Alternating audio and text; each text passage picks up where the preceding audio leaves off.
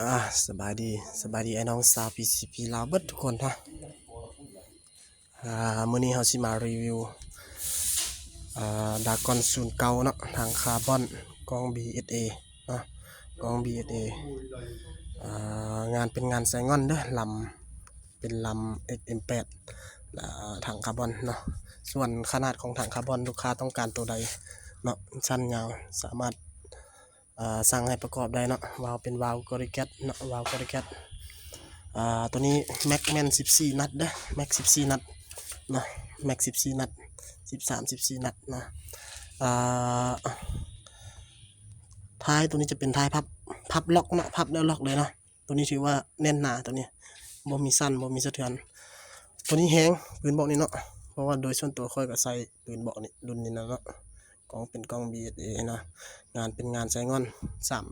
3เก็บเสียงมันเป็นตัวเก็บเต็ง3เก็บเสียงเกมเต็กเนาะเป็นตัวของเกมเต็กเนาะตัวนี้เงียบรับประกันความเงียบเลยตัวนี้เนาะเกือบว่า95-98%หมดเลยเนาะ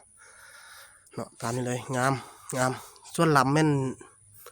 ลูกค้าสามารถเลือกได้เลยว่าสิเอาจากเส้นบางทีสายเปย์สายเปย์ก็เอาประมาณ30-35เนาะตัวนี้แม่น40เนาะพอดีงามเลยพอดีเพียงปากถังนี่เลยเนาะพอดีงามนี่เนาะตามนี้เลยกล้องเป็นกล้อง BSA เนาะกล้อง BSA กล้องตัวนี้แม่นเส้นเล็งแกะสลักติดแว่นแก้วเนาะบ่แม่นเส้นเล็งนั่นเนาะนี่เนาะตามนี้เลยเนาะถังเป็นถังคาร์บอนถังอะลูก็ได้เนาะถ้าเป็นถังอะลูจะราคาจะหลุดตามราคาเลยเนาะถ้าผู้ใดงบน้อยก็ถอดถังออกเอาถังอะลูธรรมดาก็ได้เพราะว่าถังมันบ่ได้สำคัญอย่างดอกเป็นบอนเก็บลมซื่อๆดูดลื่นกันตั้งแต่หนักกับเบาเท่านั้นเนาะกับความงามเท่านั้นเนาะแต่ว่าความแม่นยำนี่เรารับประกันให้เลยถังคาร์บอนกับถังอะลูนี่ถือว่าเท่ากันเพราะว่ามันบ่แม่นหัวใจหลักของปืนเนาะหัวใจหลักของปืนก็คือลำนี่เรารับประกันให้1 ปีเนาะลำเป็นลำ8 เกียวเด้อลำ8 เกียวยิงได้ทางสลุกยิงได้ทางหัวดมยิงได้ทางสลักทางหัวดมเนาะตามนี้เลยงามเนาะปืนรุ่นนี้ครับประกันว่างามแห้งความไวลูกนี่บ่ท่าได้ดันเลยเนาะดิ้นลมตั้งลม1,100นี่สปริงโคนบ่ทันได้ปรับเข้านี่ลูกแล่น8-900ละลูกแล่นไว้เนาะยอมรับประกันเลยลำเป็นลำ8 เกียวมีซกฮีดปลายเกียวแม่น 2.5 เซนเนาะมีซกฮีดปลายเกียวแล้วลำแต่ละลำแม่นมีซกฮีดปลายเกียวเนาะตัวปืนแท้แม่นงามเนาะ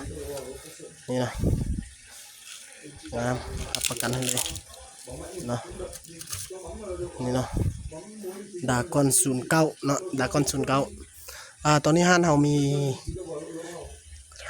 เครื่องที่ยังเหลือก็แม่นคอนโดแล้วก็ดากอน09นี่แล้วก็M3 เนาะเตอร์มินาตอร์นั่นเนาะเตอร์มินาตอร์เนาะมีแต่เท่านั้นเนาะตัวส่วน K2 บ่ MC Tactical Factor Top AT น่าจะประมาณทิศหน้าเนาะทิศหน้าเข้าท่านใดสนใจก็ทักมาได้เลยเนาะติดต่อมาได้เลยเดี๋ยวเราประกอบตามความต้องการของลูกค้า